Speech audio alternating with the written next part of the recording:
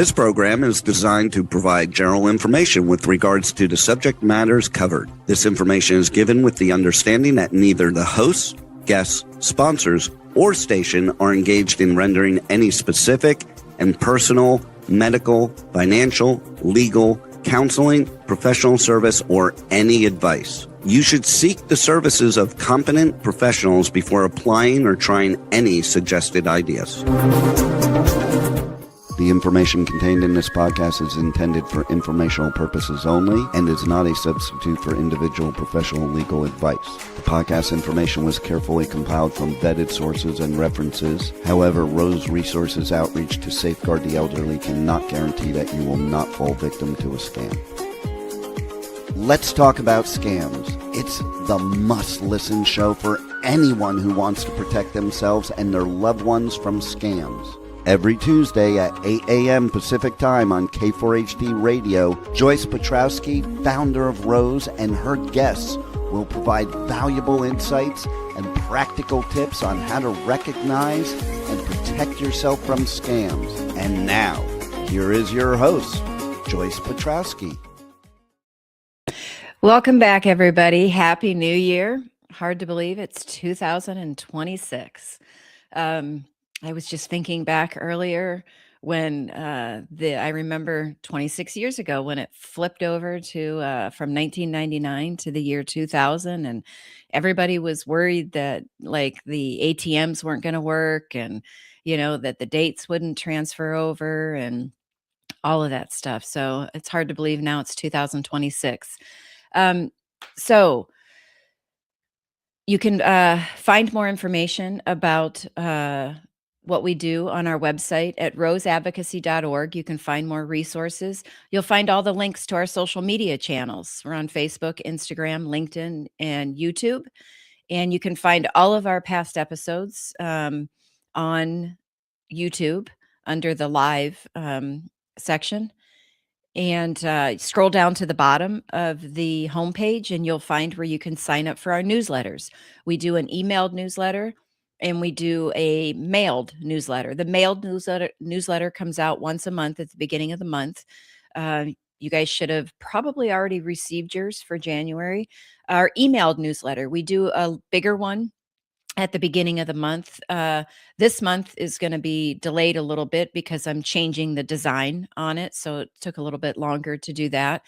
But then every Tuesday morning, we do a Tuesday tip. 9:15 Arizona time in the morning, you're going to get a Tuesday tip to your inbox. Might be a tip you're not aware of, might be a tip you already know about, but that's fine because what it does is it helps reinforce your healthy skepticism to always do your research and question before just accepting that a contact is legitimate. And it helps build your scam awareness and your prevention habits. It's just reinforces it. So anyways, today, with being the new year, we're going to go back to the basics and we're going to talk about the anatomy of a scam. We're going to go through the different components and then we're going to go through some general tips that you could use with any scam. So I'm going to share my screen and pull up our anatomy of a scam infographic. We created this, gosh, I keep saying a few years ago, 2 years ago, but now it's probably 3 years ago that we have created this. And we broke down scams into 3 different parts. And let me blow this up a little bit to give you an idea of what scams are in general. We found doing our presentations, we would talk about maybe 5 scams that have a tendency to target the older adults, but we were always behind the 8 ball because new scams come up all the time. So we created this anatomy of a scam. And if you look in the blue here, this first part is initiating contact. And you can see the different ways, they can call you on the phone, send you an email, send you a text. Yes, they do still send things in the mail, although not as much as, they used to when they first started the scams. but then online, and online is a big way. And your cell phone, your mobile phone is a big way. If it's connected to the internet, you're going to get a lot of online stuff. You could be on social media and they could be messaging you through social media. You could have there's a lot of different texting apps that are encrypted, like WhatsApp is a big one. And scammers like that. Let's say they message you on social media. Well, they very quickly want to take it off social media and take it over to an encrypted app like WhatsApp. Um, and they're going to want to communicate with you there. You get your emails on your mobile phone. Chances are that's where you're going to be looking at them, your text messages, the phone calls. Not a lot of people have landlines anymore. Some people still do, and they could get scam calls on their landlines as well. But your mobile phone is a big way because we do a lot of our day-to-day tasks and we're on our phones a lot. But now that's not to say that you're not going to get contacted through an iPad or a Android, laptop or an Android phone, but um, maybe an iPad or a laptop or a desktop, anything that is, connected to the internet, they can find a way to contact you. And as I said, your mobile phone is going to be a big way. And once you engage with them, when they contact you, they very, very quickly go over into this second part in the purple, which is called creating a compelling reason to act. This is where your emotions come into play, and they run the gambit on emotions. They know that the longer they can keep you in your emotional state, the better they are able to get you to send them money. That's what they want. Yes, they might be asking for personal information, but if they want to steal your identity, it's all to be able to take credit out in your name and do things like that in order to get money. So, money's their end game. And I hear a lot of people, doesn't matter what their age is, they've fallen victim to a scam. They say, I feel so stupid that I fell for that. I didn't see the red sign or the red flags. Um, and but you have to understand, if you are making decisions out of an emotional state, there is a very good chance that you are not that's not the decision you would normally have made had you been in a rational state of mind. It's only after the scam that you have time to think about it, and then you start noticing the red flags and realizing, "Oh, I've fallen victim to this." So your emotions are a very powerful motivator in order to do what the scammer wants. And there's a ton of different emotions, and depending on the scam, they might have you scared, they might have you angry, upset, feeling like you're, in love, you're grieving the loss of your partner, and now you have a love interest again. We're just not thinking rationally when we're in emotional state. And they very quickly then will come down to, and this says requesting payment, it's requesting money. I had somebody tell me once, I wasn't they didn't request payment for like a bill. They requested money for a variety of different reasons.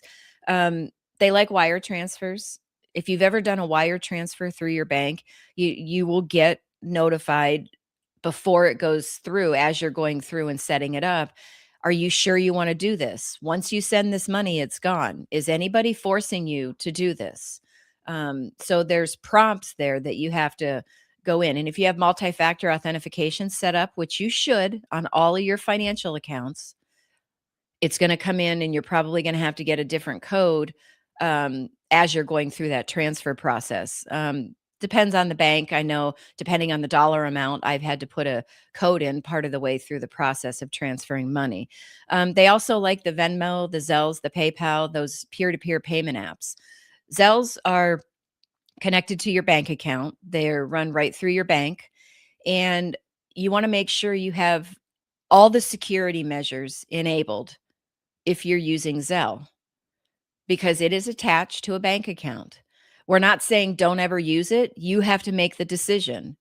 Um, it's convenient. It's a convenient way to send money, and you have to make the decision. Okay, I'm going to use Zelle. Well, I'm going to lock it down. I'm going to put all the security measures in place with Zelle and with my bank, because if somebody were to be able to get in to my Zelle, they're going to have access to that bank account that it's attached to. And if you've got multiple bank accounts all under the same profile, now they can go in and they can access those other bank accounts. So I've had people tell me that yes, they're going to continue to use Zelle, which is fine. They've got it locked down, they've got it secure, but what they've done is they have set up a totally separate bank account. And that is the only account that is attached to their Zelle. So and they only keep a small amount of money in it. So if a scammer was able to get into their bank account through Zelle, they only have access to a very small amount of money in that one account. That one account is not tied to any of their other accounts. It's not on the same profile. So the scammer wouldn't be able to see or access any of those other accounts. Venmo, my understanding, is a product of PayPal. And those, if you're familiar with PayPal, that you can have your credit cards on there, you can have your bank accounts on there. I would highly suggest on PayPal, and I don't remember off the top of my head if you can have just a credit card listed in PayPal. You might want to check into that and see about doing it, and if you can, not attach your bank account to PayPal. And just have a credit card. You have so much more recourse with fraudulent charges on a credit card than you do your debit card or your bank account. So just be careful with those and have all the security measures put in place with Venmo and PayPal. Scammers also like gift cards. They don't need you to actually send them the gift card. They're going to want you to take a picture of the back of it after you've scratched off or you've exposed the codes, or they're going to just ask you to give them the codes. That's all they need. And then they have access to the amount of money that's on that gift card. Now, something interesting about gift cards, and I talked about this in a previous radio show recently. Over the holidays, I was at a grocery store. It was at Fry's. And I noticed I was looking specifically for an Amazon gift card, and they had a different holder for the Visa MasterCards, the Amazon gift cards. Wasn't all of the gift cards. A lot of the restaurant ones, those still had the regular, you just pull them off.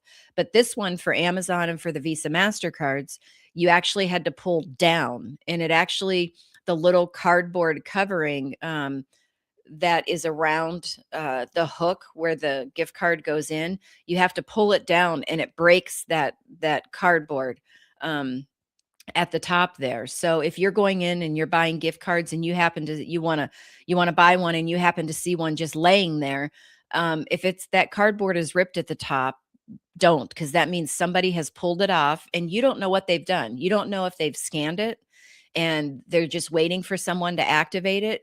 Go in and pull one off yourself.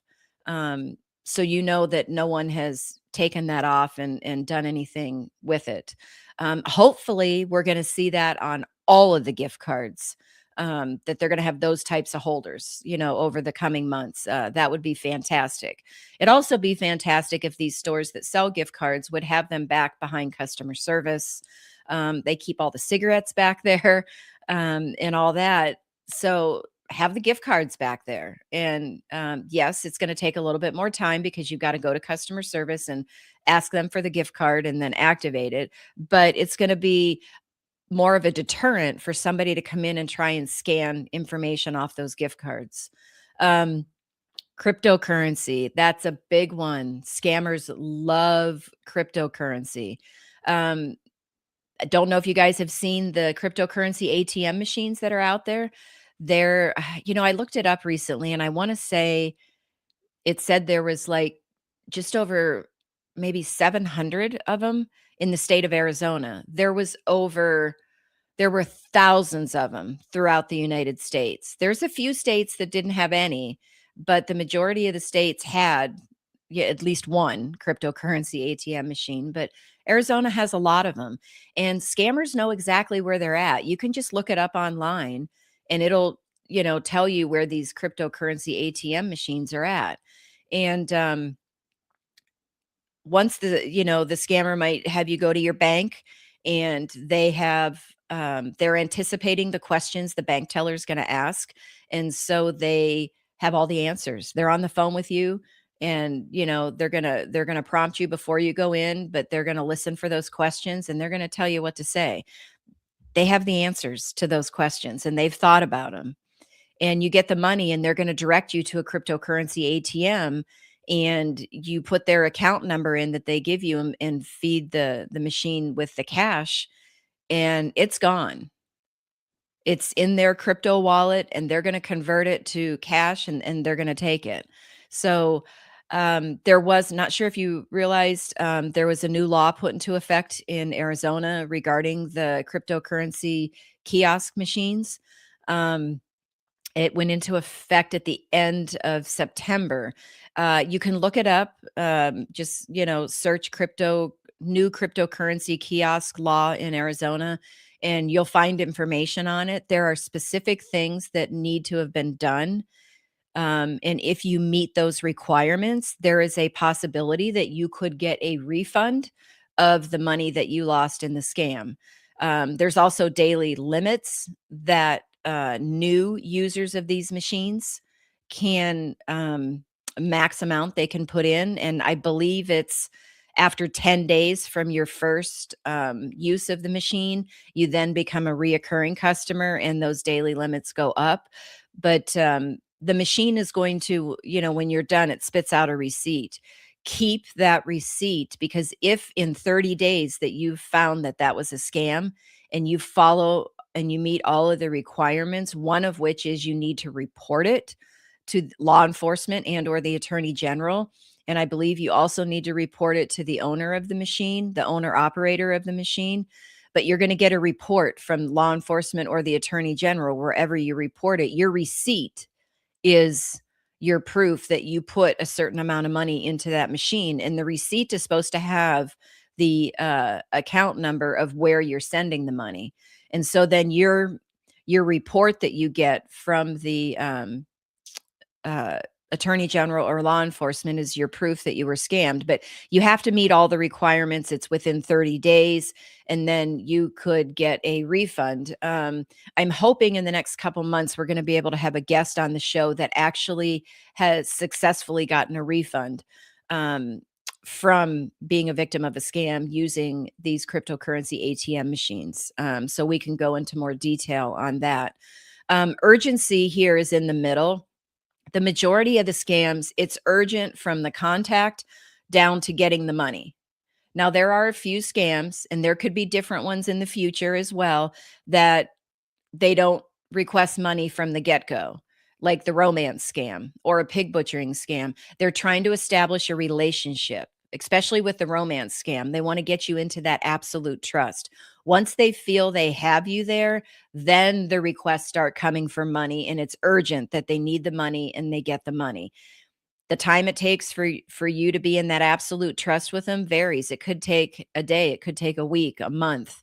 And they're invested because they know once they get you there and you only believe what they say and you're not believing your family and your friends and you're not talking to them about all of this, that they have a better chance of draining your money.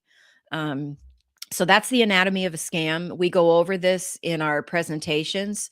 And then another page from our identity theft and cyber safety resource packet that we give out to everybody. It's a 30-page resource packet we give out to everybody at our presentations, and we go through it with them and answer questions. This is one of the pages, and it has some tips. So pause and assess your emotions is the first one. Pausing is the most important thing there. Slow down, pause, and think about the situation. Now, the scammers, if you engage with them, they're going to try to get you into that emotional state really quickly so you don't have time to stop and pause and think about the situation. Um, the second one, have somebody that you trust that you can talk to. Because if you stop and pause and think about the situation and you're just not sure, you talk to somebody, your trusted person. A lot of times, by you saying the situation out loud, your brain then flips over into its rational state, hearing you explain this. And then all of a sudden you go, okay, yep, I get it. It's a scam. I figured it out. Other times you're still in that emotional state. You need your trusted person to be asking you questions, getting you into your rational state so you can understand that this is a scam. And then always verify before you trust. Back in the 80s, Ronald Reagan coined that phrase, trust but verify. We could do that back then. We can't do that in today's world. We have to flip it around. We have to verify before we trust. And I'm going to go through and I'm going to show you a few examples of verifying. But one of them in particular is like the grandparent scam. You get a call, your grandchild's in trouble, or some family member is in trouble. You have their phone number. You call them. Don't let them on the phone say, I changed my number. Call me at this number. You have their number. Call them on that number and verify what's going on with them. The next one, that old adage, if it sounds too good to be true, it probably is. If something in your gut is telling you that this doesn't make sense, the hair on the back of your neck is going up, anything like that, listen to it. That old adage still works. Protect your personal information. This is big, when we talk in our presentations about how your information gets out there, and we talk about the hacks and the breaches, and you can't control those hacks and the breaches. But what you can control is the information you give to these companies, and make sure you understand why the company needs certain information. If you don't think they need it, ask the question. Okay. And make sure you understand why they need it, because it's your personal information and you want to protect it. Be cautious with payments. We talked about that just a little bit ago. Legitimate companies aren't going to ask you to pay with credit cards, with cryptocurrency. Some of them, a lot of them, I should say now today, takes payment apps because it's convenient. And some companies, will accept wire transfers, because if you're an example of that would be if you're buying or selling property, right? You work through a title company and they want you to wire the money. But again, you need to verify, because at some point the title company would have given you the information as to where you need to wire the money. But right before you wire it, you're going to get a hold of that title company using their verified phone numbers. And you're going to verify that that still is the accurate wiring information. The last one, this is really, really important. All of these are important, but this is just as important. Having a trusted tech support person. Now, you're probably familiar with the Geek Squads that are in Best Buy. Those Geek Squad people are tech support people. It's basically somebody that if you have an issue with your device, you're going to talk to, and they can fix it. They can get viruses off your device, malware. They can help you find good, strong antivirus software that works really well with whatever device you have. They can help you with other types of software as well. They can show you how to do different things. But a lot of times they navigate these problems by remoting into your device. Now you have to you have to approve that. You'll get a little notice in it. You have to approve them to get into your device, but that's why you need to trust them. Is because when they go in and do what they say they're going to do, and they say, okay, everything's fixed, I'm going to end this session and get out of your computer, you want to make sure you trust that person, that they are ending the session and they are out of your computer, that they are not sitting around in the background watching what you're doing, which is what happens a lot when you have a virus, malware, or you get those pop-ups saying there's a virus and you need to call us right away. Your computer's been locked. They're going to go through and act like a trusted tech support person, but they're really hanging out in the background, or they're able to, they get you to open up your bank account.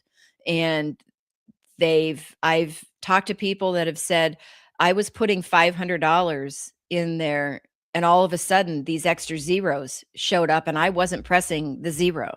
So somehow the scammer had control of their computer, and before they did the payment, they added some extra zeros on it. And, then of course it was like, oh my gosh, you put too many zeros in there. I'm going to get in trouble, all of this stuff. That's on the refund one, right? That they're going to refund you $500, but oh my God, it ended up being 5,000, and I'm going to get in trouble. I'm going to get fired, and you need to send the money back, blah, blah, blah, all of that. So, have a trusted tech support person. If you don't know one, talk to your family and friends and find out who they use and that they trust them and that they're a good referral. Because you don't want to wait until the time that you need this person, because you might be then panicking and you might just Google and take the first person, and you haven't really vetted that person or that company to know that they are legitimate and not a scammer impersonating a tech support company or a tech support person. So have them in your back pocket. So when that time comes, you're not going to panic. You're going to know exactly who you're going to call to get everything fixed on it. So I'm going to go in and just show you. I talked about that verifying before you trust. So we're going to go in here to, I talked about the grandparent scam and calling your grandkids. You have their verified phone number. But remember, in the last probably year and a half, we were getting all of those texts saying that you owed toll fees. And a lot of time, not a lot of times, but sometimes it would say something about, it might have said Arizona, right? And you're like, oh my gosh, maybe I went through a toll road and I just don't remember. So I'm going to pay the bill, right? But if you want to verify, and I should have done this before, so hopefully this is going to come up correctly, but, type in toll roads in Arizona. It's going to come up right there. Arizona has no toll roads, bridges, or tunnels. All highways and state routes are completely free to use. That's your verification right there. But let's say they have a different state. Let's say they use Pennsylvania. So you type in, you could type in how to pay my toll in Pennsylvania. So it's going to come up here. To pay tolls, you have several options. You could have an Easy Pass already. A lot of these toll booths aren't manned anymore. So you have Easy Pass that automatically, it scans your Easy Pass each time you go through. You don't have the Easy Pass, you can go toll by plate. You'll receive a bill in the mail for the tolls you incur. And I've had this happen before. If you are renting a vehicle, and let's say you happen to be in Pennsylvania and you're going through the toll roads. This has happened to me. The plate on the vehicle is through the rental car company. So the toll's going to then be sent to the rental car company, but then they will put it on your account and send you a bill for the toll, to pay the toll. And it says you could have a mobile app. You can download the Toll by Plate app to manage your payments, view transactions, check your balance, all of that stuff. But here, if you want to make an online payment, it says visit the Pennsylvania Turnpike website to make payments directly for toll invoices. You go to put the invoice number in there. If it's a scam, it's going to come up and say there's no such invoice. But instead of clicking on those links, we've talked about Amazon, and I'm going to stop sharing my screen here now. But we get scammers love to impersonate Amazon. It's a big company. A lot of people have Amazon accounts, whether they use them or not. So maybe, you have an Amazon account, but you don't ever use it. So you get this email saying something's wrong with your account. You need to go in and pay for this order that's in there.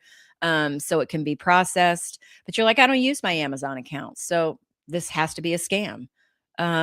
But if you want to log into it thinking maybe someone else got into your Amazon account, you could log in the way you normally would, and check things out. And that's the same if you do use your Amazon account. Log into your Amazon account the way you normally would, check things out. You can do that with any company that you have an online account with, or you can find the verified phone number and call the company and ask them the question. You know, there was a lot of stuff going on with you failed to show up for jury duty and you owe this penalty and stuff. Well, you can look up the verified phone number and call the courthouse and talk to them to verify what's going on. You know, but you would have gotten a jury summons in the mail that you would have had to engaged with. To some people, for whatever reason, have, you know, for valid reasons, can get out of the jury duty, and you might have to write to them, or fill out a form online, however it works, to see if you can get dismissed. But you know, you have to think about and ask yourself these questions. Well, did I ever get a jury summons in the mail that I was supposed to go to court?